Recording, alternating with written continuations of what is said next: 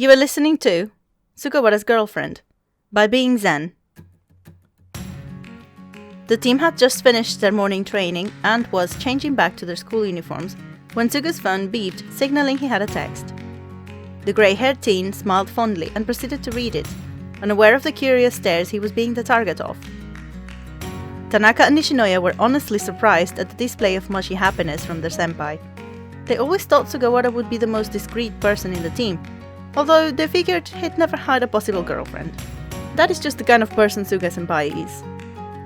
Daiichi was the one to voice the question everyone wanted to ask, and they stopped everything they were doing, freezing in their movements with held breath. "Is that from your new girlfriend, Suga?" Even though the captain's tone of voice was teasing, the question was begging for an answer, and Suga could feel the expectation hanging heavy in the air.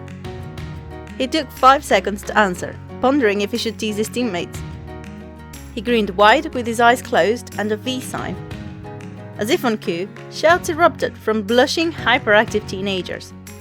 The grey-haired setter found himself surrounded. He became sheepish and scratched the back of his neck nervously. "Woohoo! Wah! Suga-senpai has a girlfriend! Who is she? It better not be Kyoko-san, Suga-senpai! Have you kissed her yet? What's it like, Suga-senpai?" Suga raised his hands in a placative manner to try and stop the torrent of questions. "We have only been dating for a couple of weeks, so I can't say much. It is not Kyoko-san, though." Tanaka and Nishinoya looked very relieved at the news, but not less excited and curious. The team's frenzy stopped at the constant vibration from Suga's phone, and they all held their breath once again, in silence, expecting their senpai to pick up the call. Daiichi, however, would not stand for the collective intrusiveness of his peers. With a very scary look and a well-placed "guys," he managed to make them disperse and let Suga pick up his call outside. "Oh man! I wanted to know!" Nishinoya complained loudly with a wide grin. "Suga-senpai is amazing!" Hinata shouted. "The first in the team to get a girlfriend!" "He's not, though," Yamaguchi informed before he could stop himself. "What?" The team backed up the freckled boy into the wall, and he stuttered that he'd seen Asahi-san behind the gym. But the gentle giant quickly covered his mouth with the biggest blush in his whole life, and the rest of the team proceeded to try and bully the juicy info out of him. Something was missing, though. Nishinoya noted that Tanaka was spaced out, still looking at the door where Suga had just made his escape, with his shirt in his hand, hanging limply next to his body. "Ryu! Don't tell me you're disappointed! Suga-senpai is older than us, after all!" Noya exclaimed and slapped his back as he laughed open-mouthed. "No, Noya-san, it's not that," Tanaka explained, still out of it. The usually boisterous male, being quiet, attracted the attention of the team. "Did you see it?" "What, Ryu?" "The caller ID on Suga-senpai's phone." Tanaka swallowed hard and looked positively distressed. "It said, 'My angel.'" Nishinoya gasped loudly, and some of the boys could swear there was lightning cracking and thunder resounding inside the room. Even if no one really knew what was so terrible about the situation, something Kagayama pondered silently from his more retired position behind Hinata. "What? Noya-senpai, what does that mean?" Hinata asked, worried at the usual, or perhaps expected, reactions of his senpai, joining them inside their dark purple storm of doom. "We shall tell you when you grow up, young Kohai!" Nishinoya exclaimed, easily breaking the storm of doom and returning everyone to the boys' changing room at Karasuno High School. "Ah? No fair! Tell me now!" whined Hinata with large pleading eyes. Daiichi pinched the bridge of his nose, feeling the ever-inevitable migraine backing up to start its periodical trip to his head at his team's antics. "You are overreacting, Noya Tanaka," he said. "But Daiichi-senpai! My angel?" Tanaka blurted out. "Yeah, well..." Daiichi didn't see what was so bad about that, but he wasn't about to start another storm of doom. He thought that, even though it was Suga's phone, the grey-haired setter could have chosen any other name, if only to avoid the present situation. Then again, it was Suga after all. Daiichi could bet an arm and a leg he let Tanaka see the caller ID on purpose.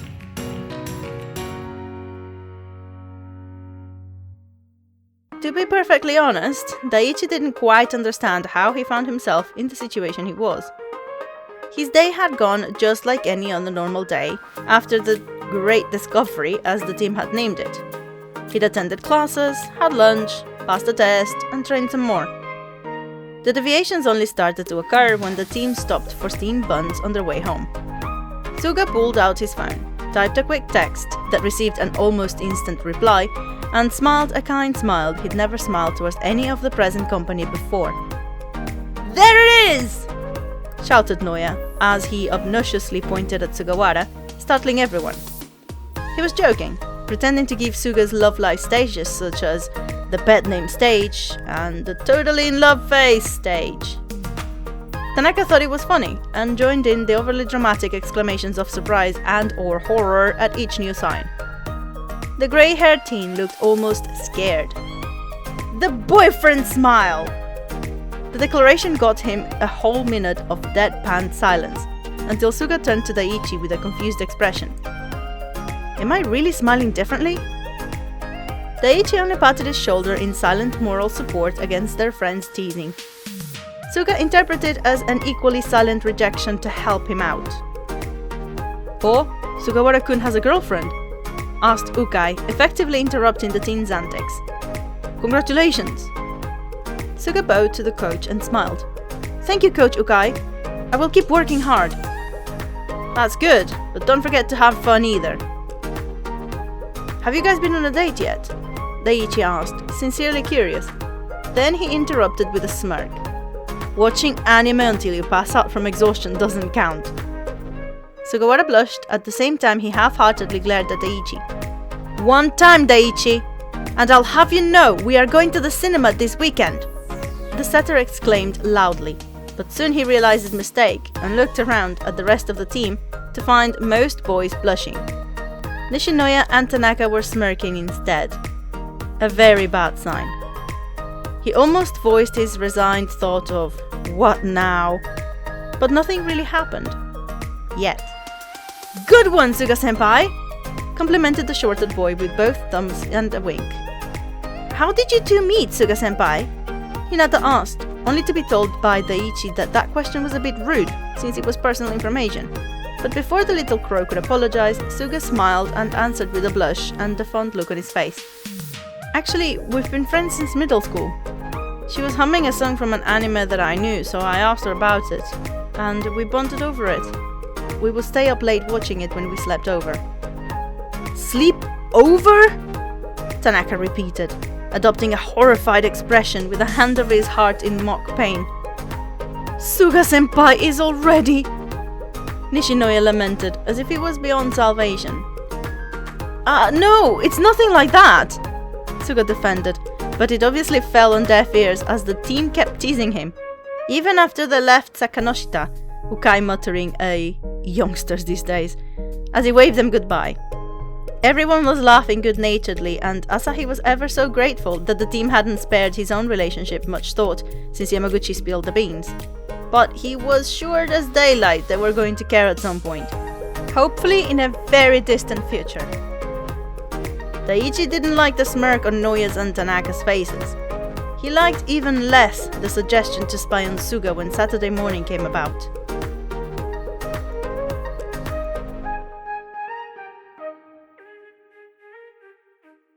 In hindsight, Daiichi couldn't really tell exactly how he got roped into following his kohai. He looked up from his homework at the sound of the doorbell that morning after breakfast and found Nishinoya and Tanaka wearing caps and sunglasses at his doorstep. "We're investigating Suga-senpai's condition," they said, emphasizing the word condition. He didn't have a clue what they meant by it, and neither did he care. He feared the two idiots would do something foolish and get themselves into trouble, so for the sake of his sanity and Karasuno's volleyball team, he quickly grabbed his wallet, phone, and shoes and followed. The three of them were crouching behind a bush on a street they'd never been to before, having followed Sugawara all the way there. They were watching him as he, clad in khaki cropped trousers, a white shirt and a cream cardigan, rang the bell of a very formal-looking Japanese-styled family house. He looked positively nervous, fidgeting and changing a paper bag from one hand to the other every few seconds. It took only a minute for the door to open, but the boys behind the bush could have sworn it was at least a year. A small woman with glasses welcomed Sugawara into the foyer. "Good morning, Fukui-san. This is for you," but didn't close the door as she called for Ayano. "Fukui Ayano?" Tanaka muttered. Do you know her?" "She's from my class," Tanaka answered. "She's a foreigner who grew up in Japan." "A foreigner? I always thought Suga-senpai would have a Japanese wife and a Japanese family," Noya confessed offhandedly. "But her name's Japanese." I think I heard her say that her family changed names when they arrived, for convenience's sake or something." "Shh!" Daiichi silenced them, as Mrs. Fukui stepped aside to let her daughter through. Ayano was only 2 inches shorter than Suga, and clearly not Japanese. Starting with her short, curly hair and her almond-shaped brown eyes, down to her body figure, less petite than the average Japanese girl, and her sun-tanned skin. She was wearing cute clothes too. A cream dress, a red cardigan and tights, and a small blue handbag hanging from her shoulder. Daiichi, Nishinoya and Tanaka observed as Sugawara shyly grabbed her hand, and both walked down the street with smiles on their faces, chatting away, probably about their week. The trio hiding in the bushes was too far away to be able to listen in though. When the couple turned the corner, Tanaka stood up and got out of the bushes to follow them, and Daiichi did the same, stretching his sore legs from crouching so long. Nishinoya, however, stayed paralyzed in place. "Noya-san?" Tanaka asked. Nishinoya finally stood up, but looked at the other two with a blush scarlet red. I... he stuttered. "I never imagined Suga-senpai was that kind of man." "Huh?" Tanaka and Daiichi asked, clearly confused. Nishinoya found himself at a loss for words, not being able to elaborate. He decided to use gestures to aid his temporary lack of lexicon functionality, cupping his hands in front of his chest as he spoke. "He likes... boing?" It took 3 seconds for Daiichi's and Tanaka's faces to light up like an oily torch and start stuttering complaints at the rudeness of the comment. After getting a hold of themselves, getting lost and then unlost, they finally found the couple as they exited the cinema, laughing at their favorite scenes of the film. Their hands were once again holding the others, but this time their fingers had interlocked as they walked in the direction of the park. There they sat at one of the tables outside a quaint little coffee shop, next to each other instead of across, as if the space of the table between them was too great. "Let's get closer," Tanaka suggested, and moved before getting an answer. He knew Nishinoya would agree, and Daiichi would follow them, just to keep them from ruining his best friend's date, but not without an exasperated, "Oi! That's a private conversation you listen in on." "Feels nice?" Suga asked, nursing his teacup, the beginning of the question lost to the spies in the overly theatrical sneaking. From their spot behind the coffee shop's wall, the 3 spying teens could see Ayana's face blush as she answered her boyfriend's question. "It reminds me of autumn, when we spend afternoons drinking Mum's hot chocolate with marshmallows. When you hold my hand." Suga blushed as well, but was still bold enough to smile and grab the girl's hand in his, drawing circles with his thumb on her wrist. At that moment, a barista came out with a cupcake, topped with a colorful candle, and placed it in the middle of the table. "Happy birthday!" she said, bowed, and left them. Sugawara smiled wide at his girlfriend's surprised look. "Happy birthday, Ayano." "Koshi, thank you," Ayano said through her blush, turning to look fondly at Suga. Ayano leaned in at the same time as Suga, and their lips met in a short, sweet peck with a small sound and eyes closed. Just a tiny press of lips that had all 5 teenagers blushing hard. The spying boys looked on at the couple, seeing them surrounded in sparkly pastel pink with soft bubbles and flowers floating about them as they giggled with bright eyes and flushed cheeks. "Koshi!" Tanaka hissed. both he and Nishinoya too stunned at the use of first names. Daiichi's migraine decided to extend its stay inside his head. He felt terrible for spying on his best friend, and he knew he should really be dragging them away instead, but he was filled with so much morbid curiosity that all he could really do was stay frozen in place and continue to feel bad about it. After they left the coffee shop, the couple took the longest route back to the residential area. They chattered and laughed all the way, sometimes stopping at shop windows to admire the products they sold. They entered the sports shop and came out with equal shopping bags. "Does Fukui-san play volleyball?" asked Noya, genuinely curious. In his book, a girl who played sports was a cool girl.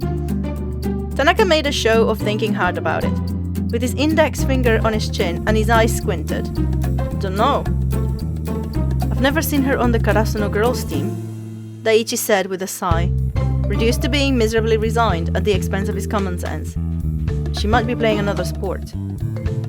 They stopped talking when the couple walked too far ahead, but relaxed as they entered yet another shop and came out a few minutes later.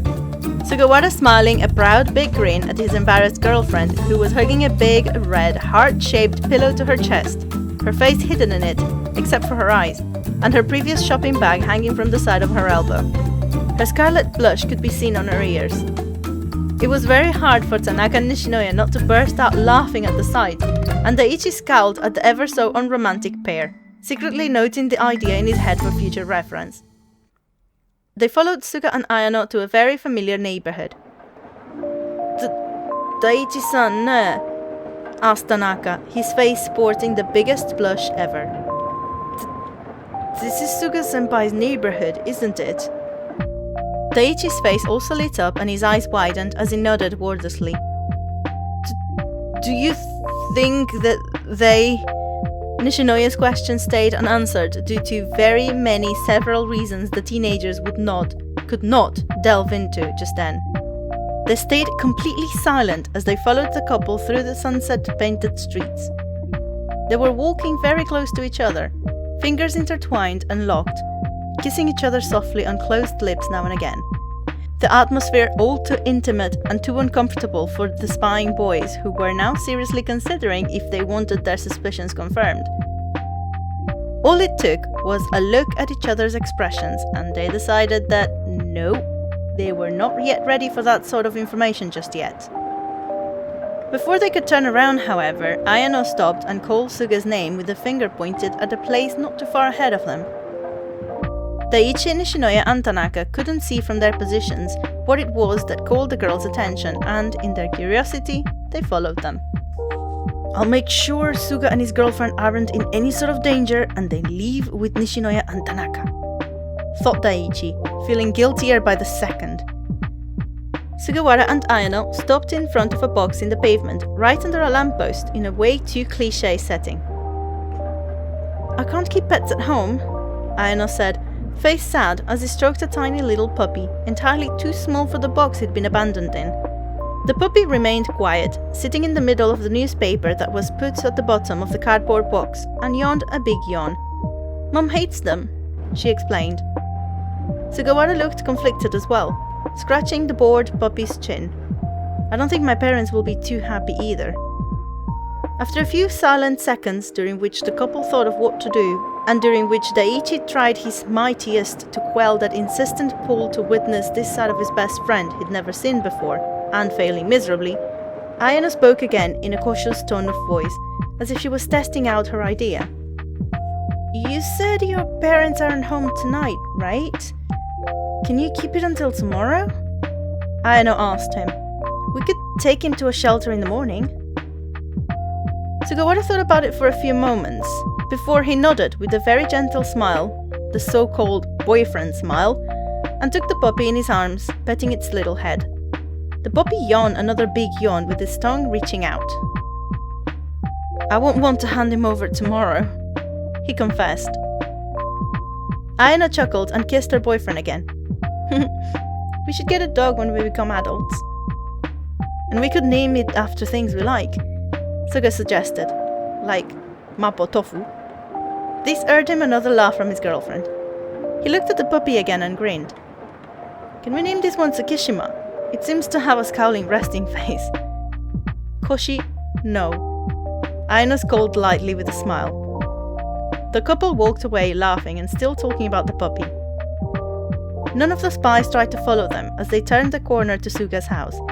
They were too paralyzed to even return to their own homes, and too engrossed in thoughts that were entirely out of their league to even be able to look at each other's faces, let alone speak. Your parents aren't home, right? We should get a dog when we become adults. Can we name this one Tsukishima?